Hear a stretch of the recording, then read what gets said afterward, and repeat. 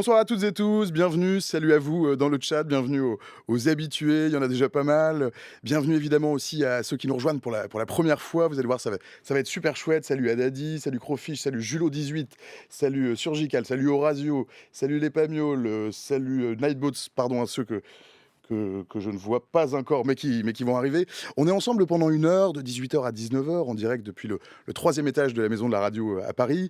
Et comme tous les soirs de la semaine, on va parler d'actualité, de ce qui gazouille dans la matrice du monde, de ce qui se rumine dans les alcôves de la planète. On va tenter d'aller voir ce qui se passe dans les tréfonds de l'Europe, mais pas très loin finalement, chez nos voisins européens, pour tracer des diagonales, relier des perpendiculaires, tendre l'oreille au chuchotement du monde, une heure ensemble, donc pour parler d'actualité. Les hommes passent, les meubles restent, c'est la vie, c'est un peu comme ça. Mais quand il meurt, que reste-t-il vraiment dans la maison? Il reste un bout d'eux, bien sûr, il reste des ombres, des odeurs, du linge propre et puis aussi du linge sale, du linge que le temps blanchit.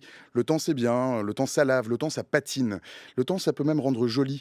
Le temps, c'est aussi parfois un peu d'oubli, mais pas tout le temps. Silvio Berlusconi est mort lundi et 2 jours plus tard, est-ce qu'il y a encore des choses à en dire? Probablement que oui. Cet après-midi, les Italiens enterraient ce qui les a gouvernés pendant 9 ans, mais tourne-t-il vraiment une page? Et puis d'ailleurs, tiens, est-ce qu'on a vraiment refermé le livre? Le milliardaire est mort, bien sûr, mais encore un peu son ombre plane. L'homme a marqué son temps. Berlusconi, l'homme du football, Berlusconi, l'allié de l'extrême droite, Berlusconi, l'homme d'affaires aux affaires, et puis aussi Berlusconi devant la justice. Berlusconi et des scandales sexuels, notamment avec une mineure. Berlusconi, la fraude fiscale, Berlusconi, les orgies, Berlusconi, délinquant, Berlusconi, la discorde, Berlusconi, l'outrance, Berlusconi, roi de la com, Berlusconi, crooner, Berlusconi, burlesque, Berlusconi, grotesque, mais Berlusconi admirait, et Berlusconi élu 3 fois. 3 fois comme le chant du coq, celui qui annonce le reniement. Ça, c'est dans les livres, parce que dans le fond, les Italiens l'ont-ils vraiment renié?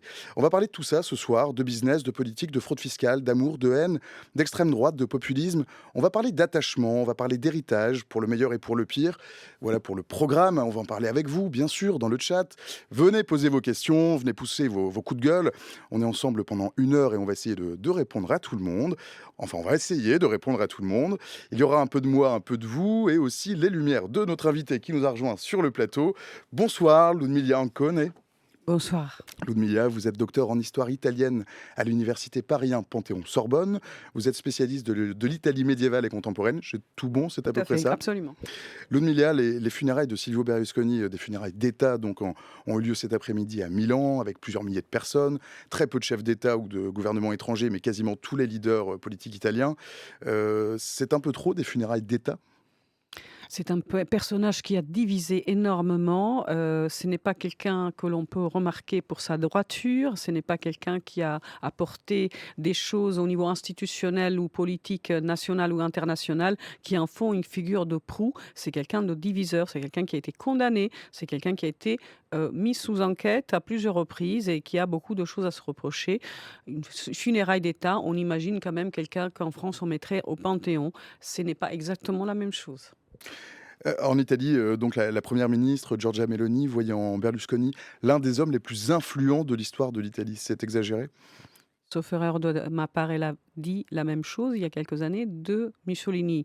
Je ne suis pas sûre que la comparaison, soit tout à fait, voilà, à son avantage.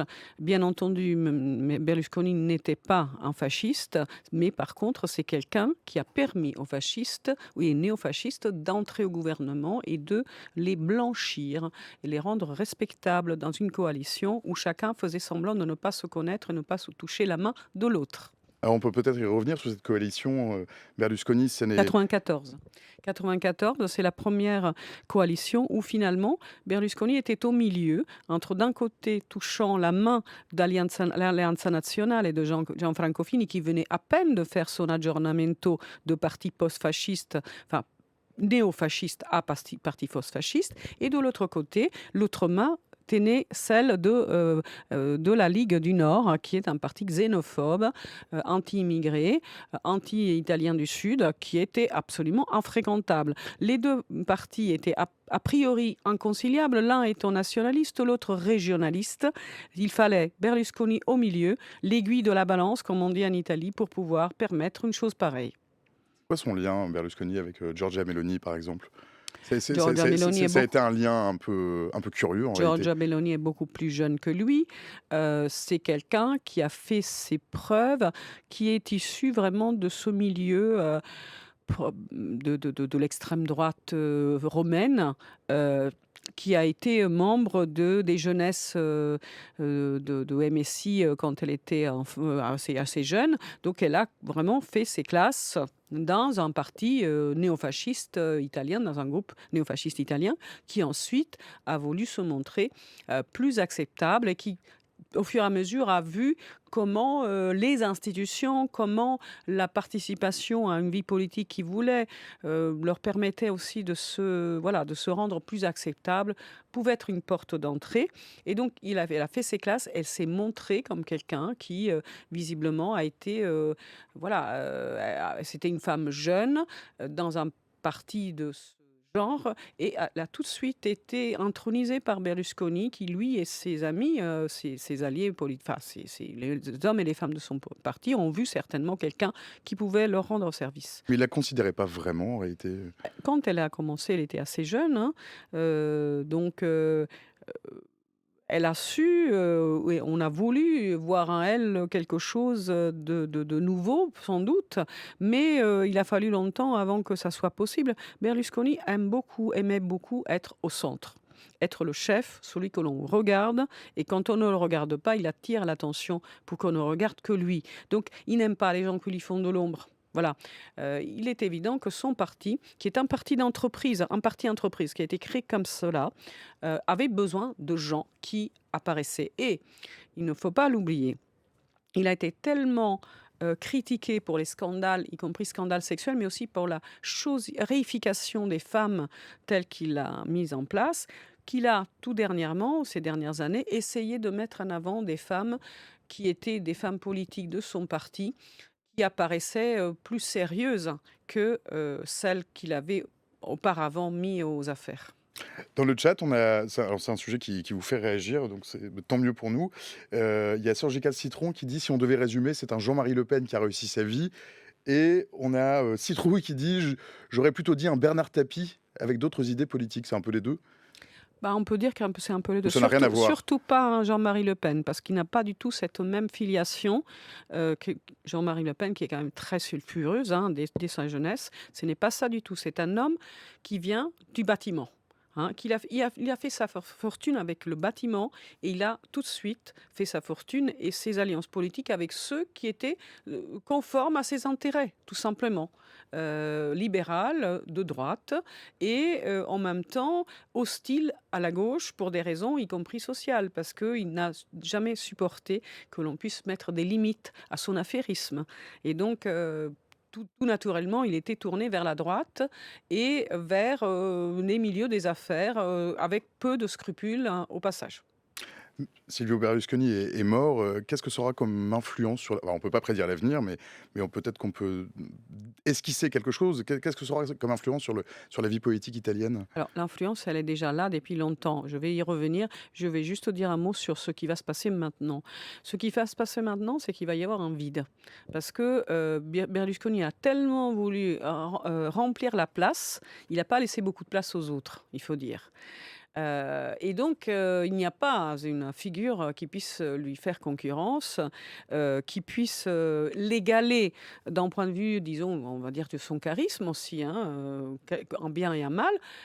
Et aussi, c'est un homme de très grand pouvoir. C'est-à-dire, il a amassé une fortune conséquente, mais aussi un réseau d'influence médiatique, politique à tous les niveaux. Donc, il n'y a personne qui peut le remplacer à ce moment-là. Il y a deux rumeurs qui courent, hein, celle d'une sorte voilà, de dynastie familiale qui voudrait finalement faire la suite de Berlusconi, pourquoi Mais pas sans pour son certains. charisme et sans Voilà. faire de politique Bien donc, entendu, pourquoi pas les enfants de Berlusconi, qui d'ailleurs seront héritiers de sa fortune.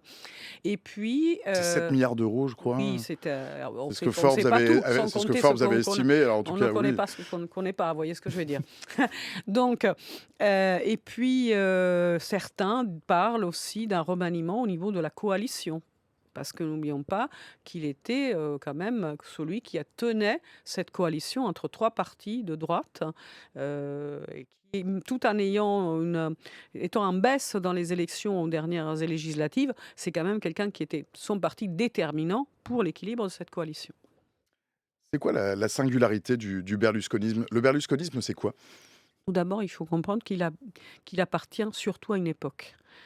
Il a commencé. Alors vous êtes historienne, peut-être que alors ça démarre où? Ça démarre dans quel contexte? Ça démarre, c'est fin années 70, début années 80. C'est un homme des années 80, de façon évidente, qui a porté le pays dans une transition, ce qu'on a appelé la Seconde République. Et d'ailleurs, il a incarné cette Seconde République, je vais y revenir. Certains se disent que la Seconde République meurt avec lui aussi. Certains disent ça. On y reviendra peut-être aussi. Mais c'est quelqu'un qui a porté une Italie qui était une république parlementaire avec un scrutin législatif proportionnel, une république sociale malgré tout, avec une constitution issue de la résistance, des pères de la résistance italienne, à un pays qui est toujours issu de cette constitution-là, mais qu'il a voulu saccager. C'est lui-même qui l'a dit à plusieurs reprises. D'abord en poussant à un changement de scrutin proportionnel à un tour, majoritaire à un tour. Ensuite, avec une série de réformes institutionnelles et aussi avec une prise de pouvoir sur le pouvoir de négociation des syndicats et des partenaires sociaux, avec une main basse aussi sur la démocratie dans les médias, puisqu'il a créé vraiment un trust et un Mediaset monopole, donc? un monopole. Également dans l'édition, également dans la distribution du cinéma. Donc, avec évidemment moult conflits d'intérêts qui ont été pointés par la politique, mais aussi par les juges, hein. Alors rapprochez un petit peu votre Oui. micro. Voilà, merci beaucoup. Est-ce que ça signe, la mort de son parti, Forza Italia? Sa mort donc? On ne sait pas. Peut-être son parti renaîtra tel un phénix, puisqu'il y a beaucoup d'argent en jeu et beaucoup de pouvoir.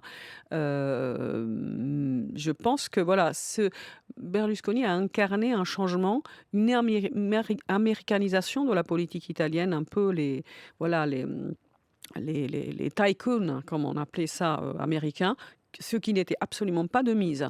Hem, on pense, au film, 4 pouvoir, vous voyez? C'est vraiment ça. Il a amené à ça, à une politique décomplexée et puis n'oublions pas une chose, il a fait ses premières télévisions en 78 à Milan. On était en pleine guerre froide, n'oublions pas ça et tout doit être aussi compris. Qu'est-ce que ça implique? Ça implique que toute question, quelle qu'elle soit, politique, sociale, économique, sociétale, culturelle, était insérée dans une logique de bloc. C'est ça que cela veut dire. Donc elle était, voilà, au centre de cette question-là. Donc il arrive au pouvoir la première fois en 94, donc on est après la guerre froide, d'accord? On est dans une période où, toutes les filets sociaux, tous les garde-fous par rapport à une politique aventuriste sont tombés. La grande, voilà, c'est la grande cuite, si je puis me permettre, de main propre, du scandale main propre, de l'attentat contre les juges Falcone et Borsellino, donc on parle 92-93, qui ont laissé les Italiens assommés et ils ont permis le changement institutionnel et le changement aussi de le fait de vider les institutions, une partie des institutions et aussi les médias et aussi les syndicats de tout leur pouvoir démocratique. Je ne dis pas les syndicats tout leur pouvoir, mais ça a correspondu à un tournant où finalement on a adopté des mesures qui étaient impensables auparavant. Dans le chat, il y a des internautes qui font référence à ses liens un peu troubles avec la mafia. Bah, écoutez, je l'ai dit sur un autre plateau l'autre jour, il avait 8 sièges sur 8 en Sicile aux élections législatives et pendant pratiquement toutes les législatives. Je ne fais pas de commentaires. Voilà. Mais c'est comment dire? Berlusconi, c'est un homme dans la mafia ou c'est quelqu'un qui a profité de la mafia? Alors d'abord, je ne ferai pas d'affirmation sans preuve, ce que je peux dire, hein, c'est qu'il est très improbable qu'on puisse, avoir un tel pouvoir dans une certaine région sans qu'il y ait des amitiés. Donc il y a des amitiés, oui. D'autre part, c'est quel vous voyez, il faudrait relire, Leonardo Sciascia. Leonardo Sciascia disait, le niveau de la mafia, c'est le sommet de la mafia, c'est la politique. C'est le troisième niveau, hein. Donc grand écrivain qui a vraiment dénoncé, les questions la mafia. La mafia a besoin de la politique et la politique a besoin de la mafia, si vous voulez, hein. C'est un baiser mortel dans tous les sens. C'est voilà, quelque chose qui va avec. Est-ce qu'on peut dire que Berlusconi, c'était un précurseur du populisme en Europe? Populisme C'est à tel qu'on le connaît aujourd'hui, à il tout a le moins? été tout de suite, été considéré comme un populiste. Il a fait très, très clairement référence à Juan Perón et donc aux populistes, Le latino-américains. péronisme? C'est-à-dire cette façon de s'adresser directement à la population. Il a commencé, avant d'autres en Europe, à avoir un discours de: «On va abolir les intermédiaires, je m'adresse au peuple». Bon, ce n'est pas un homme du peuple, contrairement à ce qu'on pourrait imaginer. C'est une façon voilà, de vouloir montrer une oui, une assise et un pouvoir charismatique qui s'affranchit très Des clairement de corps la intermédiaires? démocratie. C'est quelqu'un qui n'a jamais supporté le débat, à long terme. Les premières choses qu'il a dit quand il est rentré en politique, ça a été: «Mais quel ennui, mais pourquoi tout tant de bavardage?» Il était chef d'entreprise, il était habitué à donner des ordres et ça, il ne comprenait pas pourquoi on devait tant discuter avant de prendre des décisions. Comment ça s'est exprimé ce populisme? Ça s'est exprimé par son discours, par sa façon de s'adresser aux gens, en caressant alors des éléments très, traditionnels en Italie, hein. Ça peut être le football, ça peut être les pâtes, ça peut être tout ce que vous voulez, la mandoline, la chanson, voilà, tout ça. On est dans le folklore et en même temps, ça fait rire les gens parce que les Italiens, quand ils voient quelqu'un de puissant qui les incarne, y compris à l'étranger, ils sont très heureux parce qu'ils ont subi pendant très longtemps, la xénophobie vis-à-vis d'eux quand ils étaient migrants. C'est quelque chose qui a laissé des traces très profondes. D'où une volonté, un Et qui besoin. explique donc cet attachement Ça, qu'ont quand c'est même alors peut-être pas la majorité, je n'en sais rien, j'ai pas de chiffres, mais il y a quand même beaucoup d'Italiens qui sont attachés au personnage de Silvio Berlusconi. Là, l'aspect dont je parlais, Berlusconi. c'était un aspect un peu d'image folklorique. En fait, une des raisons pour lesquelles il a été, très populaire, c'est aussi parce qu'il donnait un petit peu, un échange. Si vous voulez, il fait penser à un certain Achille Lauro, c'est un dirigeant italien de Naples d'une époque. Lui, il distribuait des paquets de pâtes aux gens pour les faire voter. Lui, ben, comment dire? On a entendu que lorsque les élections se profilaient, qu'il y avait, des billets de banque qui circulaient, autour des sièges, que des gens qui sortaient voilà, de bâtiments, un peu délabrés parfois à Naples ou ailleurs, voilà, qu'ils pouvaient bénéficier de quelques petits cadeaux. Ça, c'est ce qui a été dit, bien entendu, ce qui a été rapporté très souvent, mais un petit peu cette façon un petit peu de faire, voilà, donc Achille Lauro à l'époque c'était dans l'après-guerre, il y avait ces élections où, par exemple, on disait à quelqu'un: «Voilà, je te donne» les gens n'avaient rien après l'après-guerre, donc: «Je te donne la chaussure droite et après si le vote va comme je veux, je te donne la chaussure gauche». Vous voyez? Il y en a pas mal qui pensent encore que parce que vous en parliez tout à l'heure, Mmh. que c'est un homme du peuple en réalité. Mais Berlusconi n'est pas un homme du peuple. Ce n'est pas un homme du Il vient peuple, d'où Silvio Berlusconi? d'autant plus que Venait bon, d'où?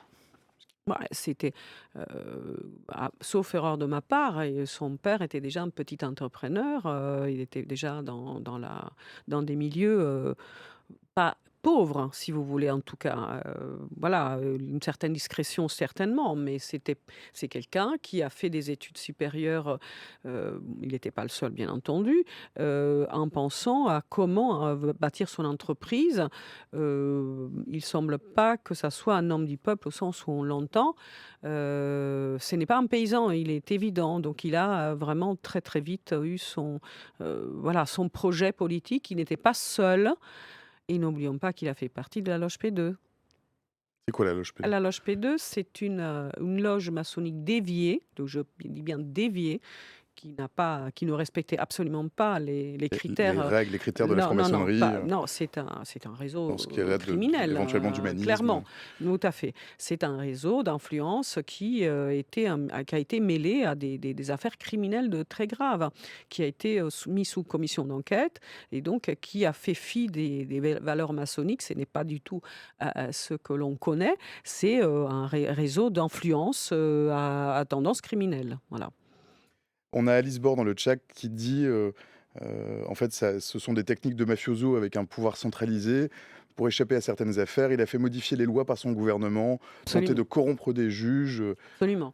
Il a fait des lois ad hoc pour sortir des affaires. Et n'oublions pas que lorsque, dans les années 80, il a, il a essayé de mettre en place son réseau médiatique, il a fait pression, il a réussi à s'accorder avec Bettino Craxi, président du Conseil et chef du Parti socialiste d'après 76, qui a fait un décret-loi lui permettant de passer outre la loi antitrust. Donc il a toujours eu besoin de la politique et la politique a eu besoin de lui pour pouvoir justement faire des choses qui étaient à son image, pour ses propres intérêts et certainement pas, comme il l'a toujours proclamé, pour les intérêts du peuple. Non. Dans les années 90, il arrive un moment où il y a une décomposition des partis traditionnels. En fait, il en profite à ce Il moment-là. en profite, pourquoi? Parce qu'il y a le scandale main propre, hein. Alors, vous pouvez peut-être expliquer à ceux Alors, qui, le scandale notamment main les plus propre, jeunes, qui je ne vous se donne des rappellent pas de petites ça, anecdotes si vous voulez bien. bien Ça sûr. commence comment? 92, alors il y a une femme qui est en instance de divorce. Elle va voir un juge. Son mari ne paye pas la pension alimentaire. Elle va voir le juge et dit: «Ben, mon mari a beaucoup d'argent et d'ailleurs il touche des pots de vin de la mairie de Milan». Et ça, et c'est l'affaire du Pio Albergo Trivulzio qui sort. Cette maison de retraite était gangrénée par les pots de vin et qu'elle elle était très liée avec la commune de Milan. Les juges ont commencé à enquêter, ils ont tiré les fils et d'un fil à l'autre, toute la mairie de Milan a été mise en accusation pour corruption et elle est tombée.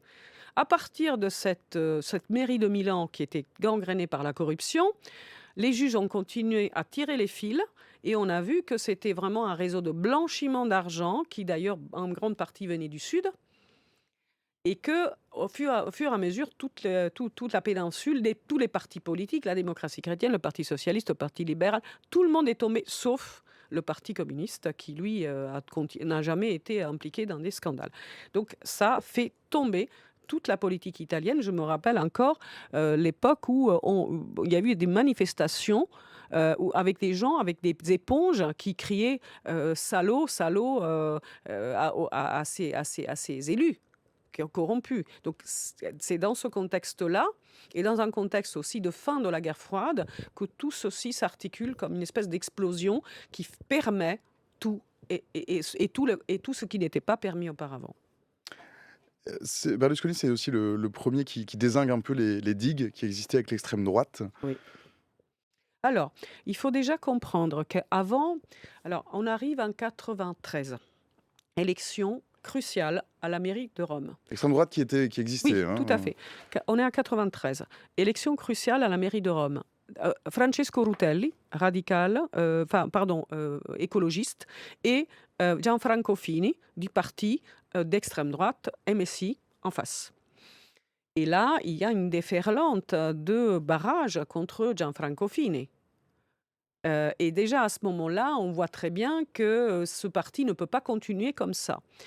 Là, il y a le congrès de Fiuggi, dans lequel ce MSI fait son aggiornamento et commence à vouloir changer de visage parce qu'ils se rendent compte qu'ils ne pourront jamais aller au pouvoir dans des conditions avec des casseroles fascistes, disons les choses très clairement. Et donc, ils décident de faire cet aggiornamento. Et Berlusconi, il est aux manettes à ce moment-là parce que très, très vite, il commence à dédouaner Gianfranco Fini. Très, très vite, il commence à faire des espèces de sondages pour voir si son parti va fonctionner. Et là, il va faire une campagne d'affichage parce que lui, Forza Italia, c'est un cri de supporters. Il commence à tapisser Rome avec des affiches où il y a un enfant, tout petit enfant, et il y a l'écrit Forza Italia. C'est comme un petit enfant qui articule pas bien. Et il n'y a rien d'autre que ce slogan. Et tout le monde ne comprend pas qu'est-ce que c'est que cette histoire. Qu'est-ce que c'est que cette histoire? En fait, il était en train de tâter le terrain, voir si ça marchait, hein. Et il a commencé comme ça. Ensuite, il a effectivement mis en place son parti. Et en 94, il a réussi à faire cette alliance entre le MSI devenu Alliance nationale. Il a mis ensemble avec la Ligue du Nord, qui était un parti régionaliste et raciste. Je me souviens encore des gens qui disent mais non, ils s'allieront jamais ensemble, c'est pas possible. Il y en a un qui est régionaliste, l'autre, mais ça va pas. Mais non, non, non, c'est pas possible. Eh ben si, justement, il a réussi. Ma main droite ne voit pas ce que ma main gauche et vice versa. Donc il a réussi ça. Il a réussi à faire ça. Voilà, c'est tout à fait. Il voulait un changement radical en Italie qui lui permette de faire ses affaires sans entrave. Et on peut aussi aller plus loin sur est-ce qu'il y avait un projet politique réel.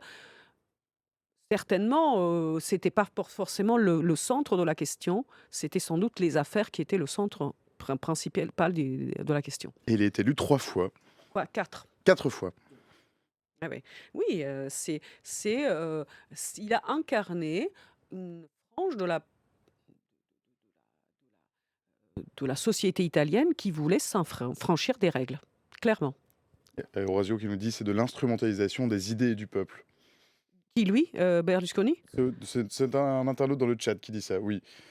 Bah, oui, c'est-à-dire que là, à quel mo enfin, que Berlusconi ait pu se présenter comme un homme qui parle au peuple, bon, ça fait un peu sourire, évidemment. Ouais, évidemment, évidemment. On a des Trump, on a des Viktor Orban, c'est un peu des successeurs en fait, Ah oui, de qui certainement, il a ouvert la voie.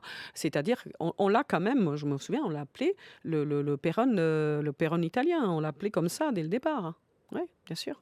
si on parlait de la France, on le mettrait où, Silvio Berlusconi? Il y a pas Ouais, vraiment d'équivalent en réalité. non, c'est vrai que ce que j'ai entendu tout à l'heure, certainement pas Jean-Marie Le Pen, un peu de tapis, certainement. Mmh, un peu de bon, je préfère ne pas parler de la France, vous comprenez bien Bien sûr, pourquoi, mais ce n'est pas un fasciste, hein. C'est quelqu'un qui a permis aux fascistes d'aller au gouvernement, par affairisme, par voilà. opportunité. C'est un Sans opportuniste doute, en fait. on connaît pas, je ne connais pas, sa pensée profonde. Il est évident qu'il a incarné toute une frange de l'Italie qui n'a jamais supporté la résistance et ce qui a été écrit dans la Constitution, qui voulait faire main basse des lois et de la démocratie parlementaire et sociale qui était issue de la Constitution. Voilà. Il y aurait eu Mélanie sans Berlusconi? Bah, c'est difficile à dire parce qu'en fait, c'est lui qui lui a donné ses premiers rôles. Il a fait ministre aussi, jeune ministre. Donc il lui a ouvert un boulevard. Difficilement, et puis ce sont des hommes de son parti qui ont continué à la pousser, jusqu'à aujourd'hui, bien sûr.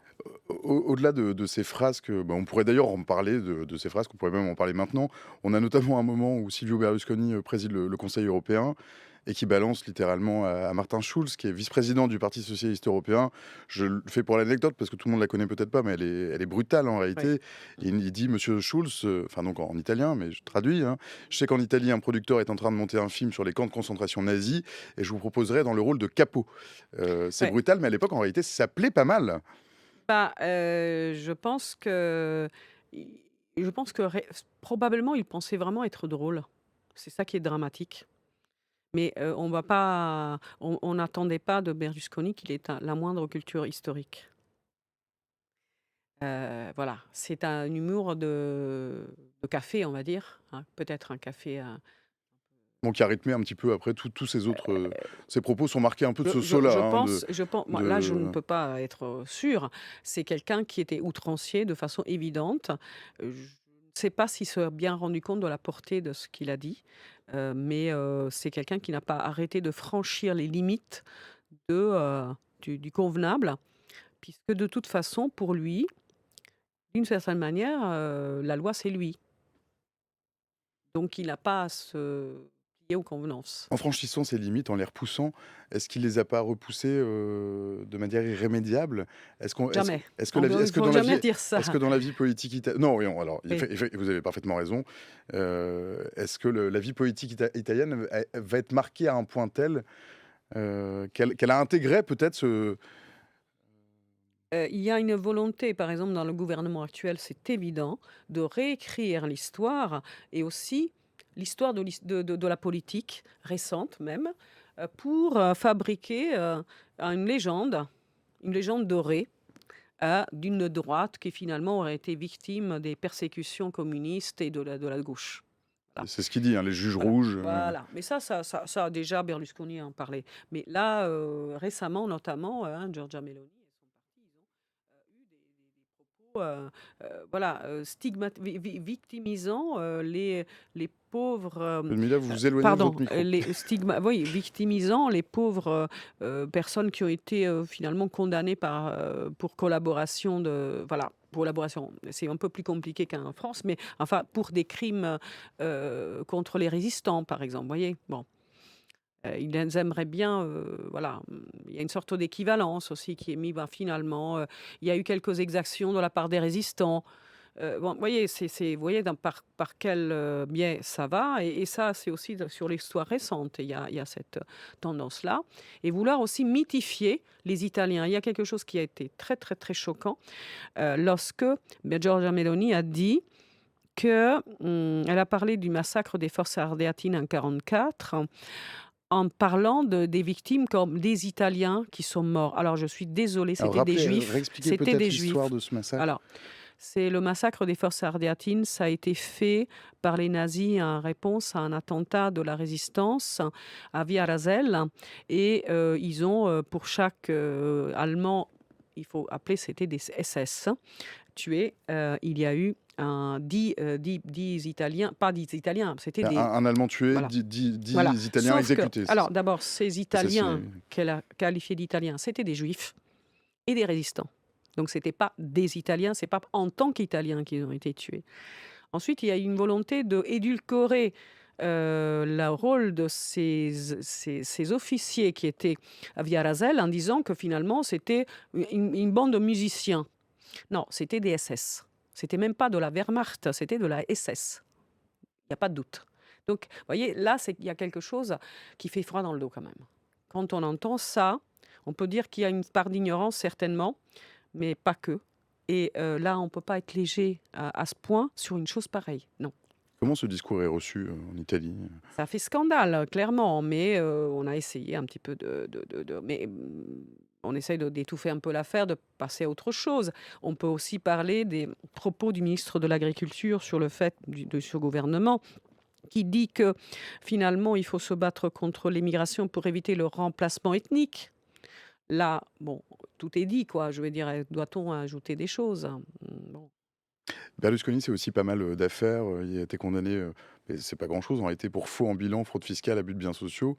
Il est jamais allé en prison et malgré le nombre d'affaires, où son nom est lié, je crois il a été condamné qu'une fois, définitivement. Il apparaît dans 30 affaires politico-judiciaires. Ça relève de l'impunité, en quelque sorte.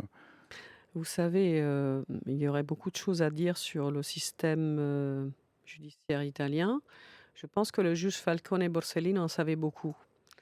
C'est eux qui ont malheureusement, par leur sang, écrit, des choses sur, Donc les à ce juges, sujet. qu'on fait Ouais, sauter, qui ont été, voilà, qui ont été victimes de la mafia, la de mafia façon, qui fait sauter donc ouais, qui a fait le sauter la voiture de Falcone sur l'autoroute qui le l'autoroute est conduisait à minée Palerme et au et moment où la voiture voilà passe, le bâtiment, où résidait Paolo Borsellino, son assistant aussi.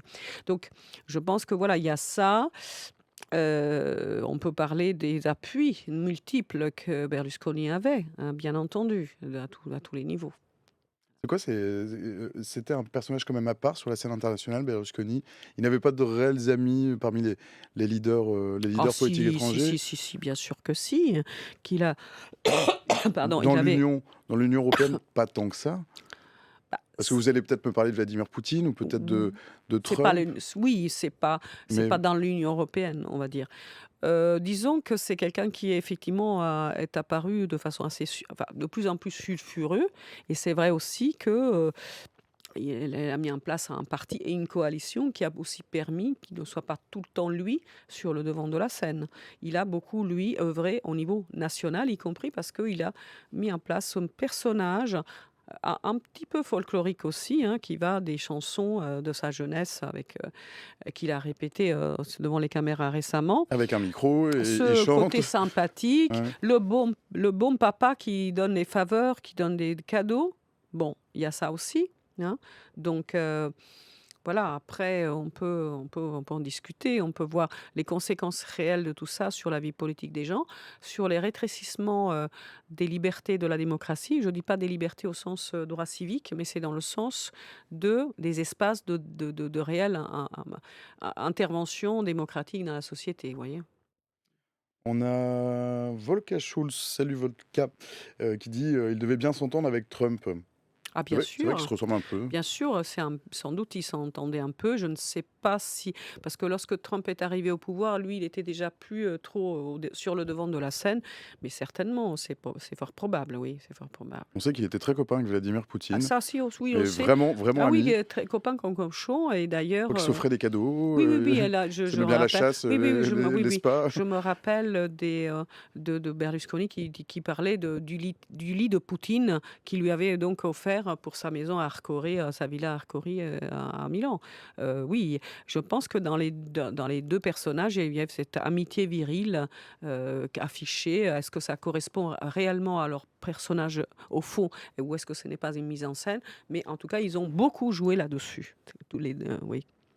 Berlusconi, c'est aussi, il va laisser, là, un héritage, politique, bon, aussi un héritage financier qui est colossal, hein. Donc Mmh. Forbes a estimé, son empire à 7 milliards de dollars. En fait, on ne sait pas vraiment, vous l'avez dit tout à l'heure, qu'est-ce que ça va devenir tout ça?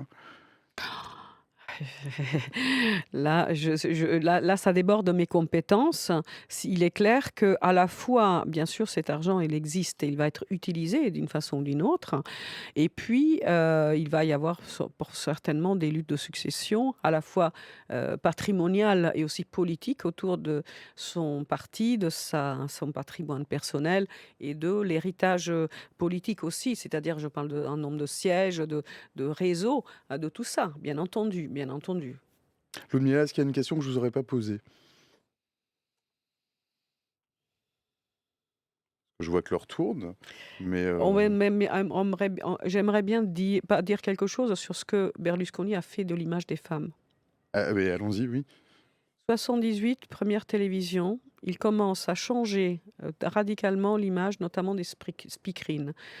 Sortait d'une époque où il y avait eu tout le vent féministe des années 70 et les femmes, même speakerines, étaient bien entendu soignées, mais il n'y avait pas cette espèce de débordement voilà, la pin-up. La Alors, sexualiser. dès que les télévisions de Berlusconi sont arrivées, ça a été des Miss Italie qui sont retrouvées au speakerine, euh, ou voilà, des jambes croisées de croisées, des poses absolument invraisemblables, des crinières agitées et des femmes qu'on se demande même parfois qu'est-ce qu'elles bah, ça serait impensable pour des présentatrices, françaises.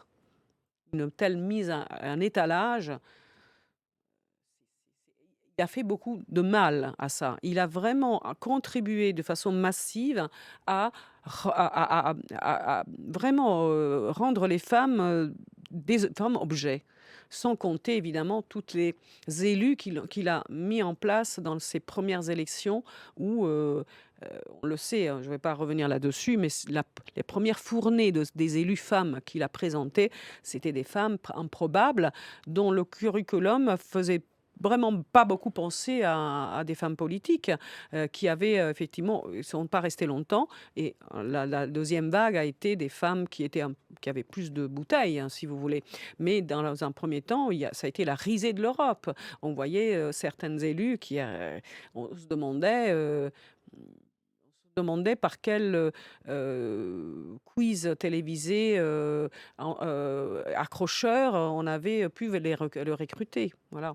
Et ça, je dis ça avec tout mon respect vis-à-vis d'elle parce que Donc cette, qui sont les victimes de voilà, ça, hein, ouais. c'est-à-dire que quand Berlusconi, on parle à une femme qui ne trouve pas de travail et dit: «Mais tu dois trouver un homme riche, quelqu'un comme mon fils», et cetera. On voit bien quelle était sa conception, hem, des choses. Donc, c'est la situation des femmes, qui s'est dégradée de façon spectaculaire, à partir de l'époque où il est entré au pouvoir, enfin, il est entré aux affaires.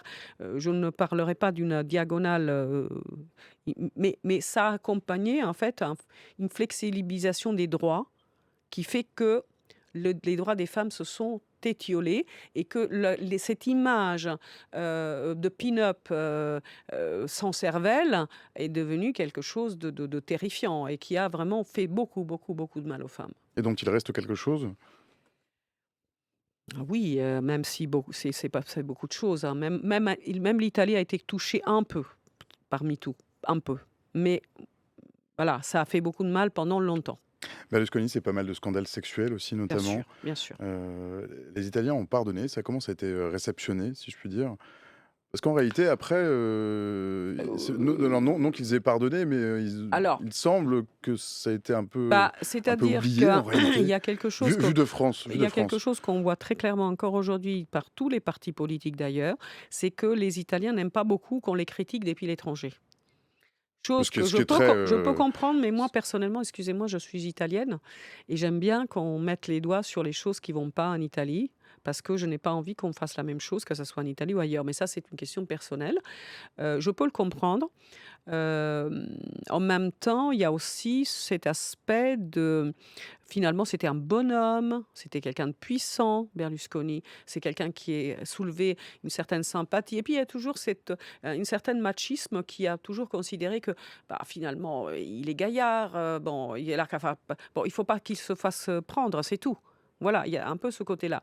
Les femmes, alors il y a eu, bah, un très, très grand retard, hein, dans MeToo en Italie et je pense que sa chosification, réissification des femmes de la télévision berlusconienne est liée pour beaucoup sur ce retard terrible de MeToo en Italie, c'est-à-dire que ça n'a vraiment pas pris autant que dans d'autres pays.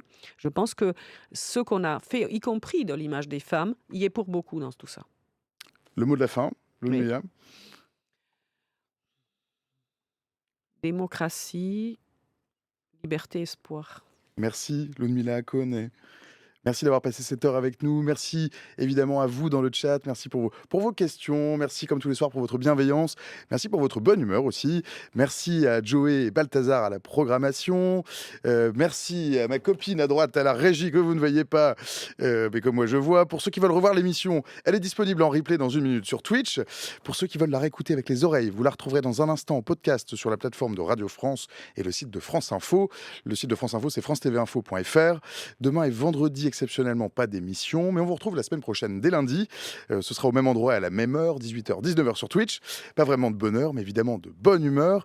D'ici là, je vous souhaite une excellente soirée, une bonne fin de semaine. Salut à toutes et tous et à la semaine prochaine.